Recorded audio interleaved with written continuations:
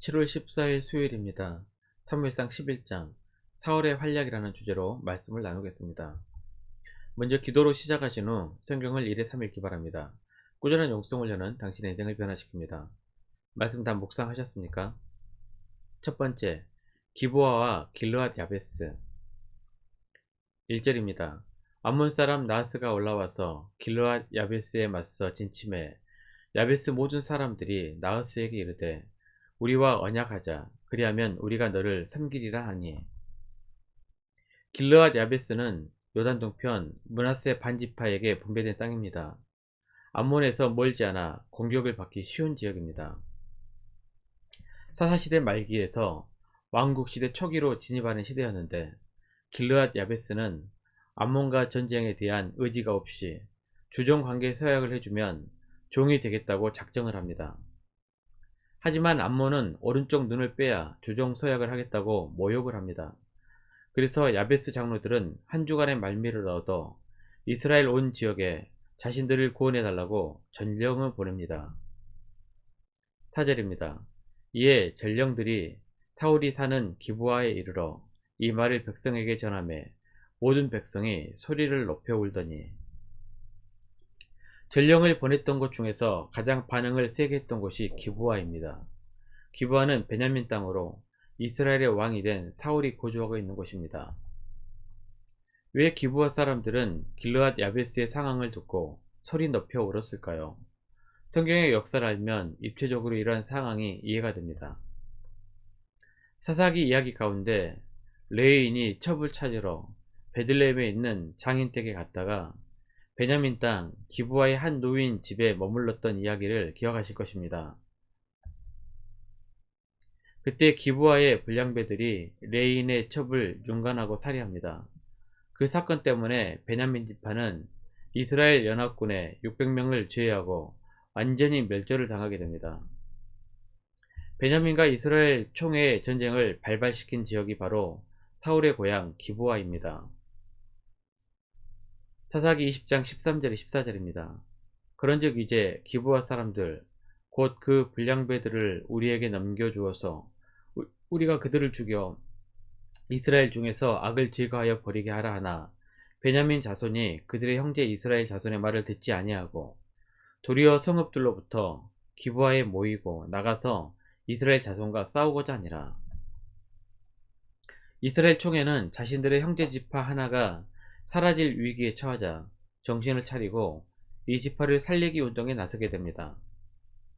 600명의 아내를 찾기 위해 자신들의 딸을 내어준 대신 전쟁에 참여하지 않은 지역 사람들을 모두 진멸시키고 거기서 처녀 400명을 데리고 와 베냐민 지파와 결혼을 시킵니다. 사사기 21장 12절입니다. 그들이 야베스 길르앗 주민 중에서 젊은 처녀 400을 얻었으니 이는 아직 남자와 동침한 일이 없어 남자를 알지 못하는 자라. 그들을 실로 진영으로 데려오니 이곳은 가나안 땅이더라. 그렇다면 야베스 길르앗과 기브아 사람들은 서로 결혼을 해 형제지간이라는 것을 알 수 있습니다. 사사기 말기 타지파 사람들은 야베스 길르앗에 그다지 관심이 없었지만 기브아 사람들만은 자신들의 형제들이 고통을 받는 것에 발을 동동 구르며 슬퍼했던 것입니다. 두 번째, 사울의 활약. 5절입니다. 마침 사울이 밭에서 소를 몰고 오다가 이르되 백성이 무슨 일로 오느냐 하니 그들이 야베스 사람의 말을 전하니라. 사울은 소를 몰고 오다가 암몬이 야베스를 쳐들어왔다는 이야기를 듣습니다. 그런데 좀 이상한 것은 사울은 왕이 되었는데 왕이 소를 치러 갔다는 부분입니다. 사울이 이스라엘의 왕으로 선택된 것은 맞지만 아직 왕정 제도가 완전하게 확립이 된 것이 아니라 고향에서 과거에 해왔던 일들을 하고 있었던 것입니다. 또한 사울이 왕이 된 것에 대해 모든 사람들이 환영한 것도 아니었습니다. 사무엘상 10장 27절입니다. 어떤 불량배는 이르되 이 사람이 어떻게 우리를 구원하겠느냐 하고 멸시하며 예물을 바치지 아니하였으나 그는 잠잠하였더라. 왕이 되었지만 아직도 소를 치고 있었던 사울이 확실하게 왕권을 확립하게 된 것이 바로 길르앗 야베스에서의 전투였습니다. 6절입니다. 사울이 이 말을 들을 때 하나님의 영에게 크게 감동되매 그의 노가 크게 일어나 왕이 되었지만 여전히 평민처럼 소를 치면서도 자신을 왕으로 대해주지 않는다고 원망불평하지 않았던 사울의 초기의 모습은 꽤 훌륭해 보입니다. 사람들의 인정은 아직 받지 못했지만 하나님께서 사울과 함께 하셨습니다. 사울은 성령 충만해졌고 하나님 나라에 대한 우분이 폭발했습니다. 왕으로 제비 뽑혔을 때 진 보따리 뒤에 숨어 버렸던 부끄러운 모습은 사라지고 대장부의 강력한 모습이 드러납니다. 7절입니다.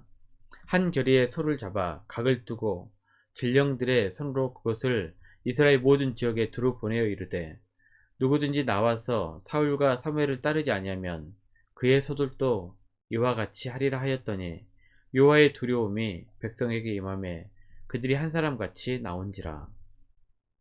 비장한 각오로 소 2마리를 잡아 각을 떠 12지파에게 모두 보내 군대를 소집합니다.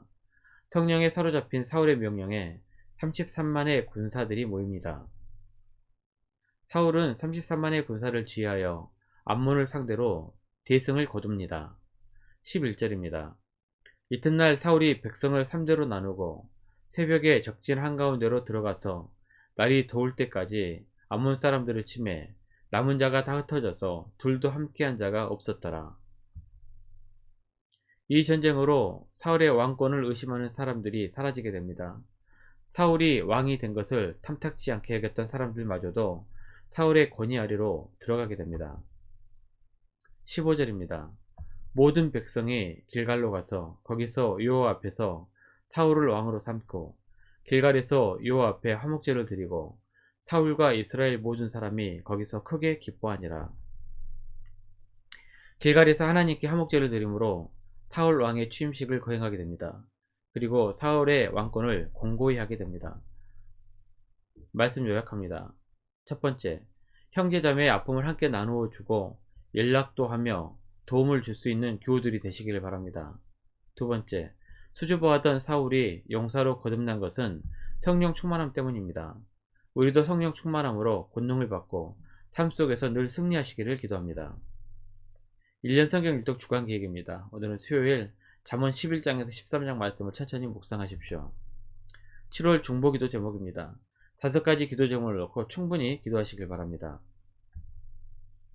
주중 기도의 시간은 새벽 6시부터 밤 10시까지입니다. 가정에서 기도하시기 힘드신 분들은 교회 나오셔서 정기적으로 기도의 시간을 이용하시길 바랍니다. 하루 30분씩 최선을 다하시기 바랍니다. 그러면 여러분의 삶이 변화될 것입니다. 영상을 다 보신 분들은 확인 문자를 보내시거나 유튜브에 댓글로 달아주시면 정기적인 영성 훈련에 도움이 될 것입니다.